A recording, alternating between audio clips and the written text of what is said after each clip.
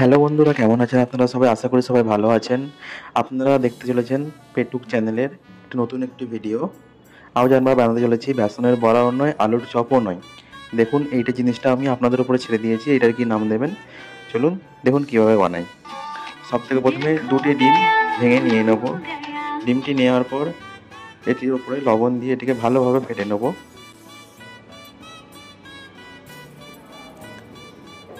ভালোভাবে মিক্স করা হয়ে যাওয়ার পর এর উপরে দিয়ে দেবো আমি 1 কাপ একটি কুচি করে কেটে রাখা অনিয়ন, ক্যাপসিকাম, ধনেপাতা।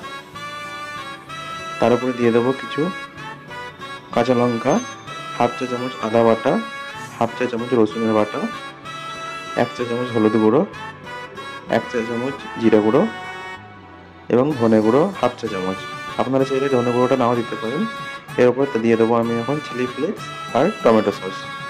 এটিকে ভালোভাবে মিক্স করে নেবো গাইস। এটিকে ভালোভাবে মিক্স করে নেবো এখন। ভালোভাবে মিক্স করা হয়ে গেলে এর উপরে দিয়ে দেবো কাপ বেসন এবং 1 কাপ চালের আটা। দেওয়ার পর এটিকে ভালোভাবে মিক্স করে নেব।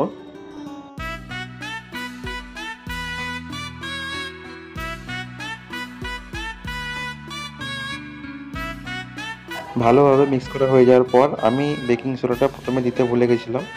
আপনারা প্রথমেই দিয়ে দেবেন যখন বেসনটা অ্যাড করবেন। তাই আমি এর ওপর দিয়ে ছড়িয়ে এটিকে ভালোভাবে মিক্স করবো এখন। আপনাদের যদি মনে হয় যে ব্যাটারটা বেশি পাতলা হয়ে গেছে, তাহলে একটু বেসন অ্যাড করে এটিকে আপনি ঠিকও করতে পারেন।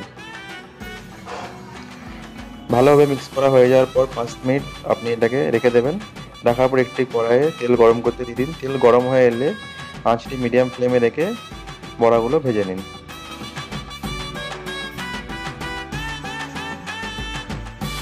বড়াগুলি উল্টে পাল্টে ভেজে নেবেন যতক্ষণ না ব্রাউনিশ কালার হয়ে আসছে।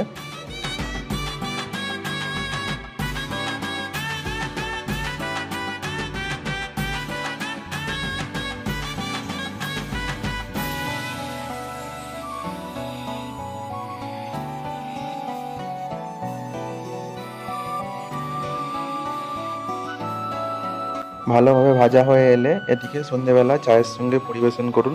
আমাদের বাড়ির লোক তো খুবই ভালো লেগেছে সবাইকে। আপনারাও বাড়িতে বানিয়ে খাবেন এবং আমাকে কমেন্ট করে জানাবেন আপনাদের কেমন লেগেছে।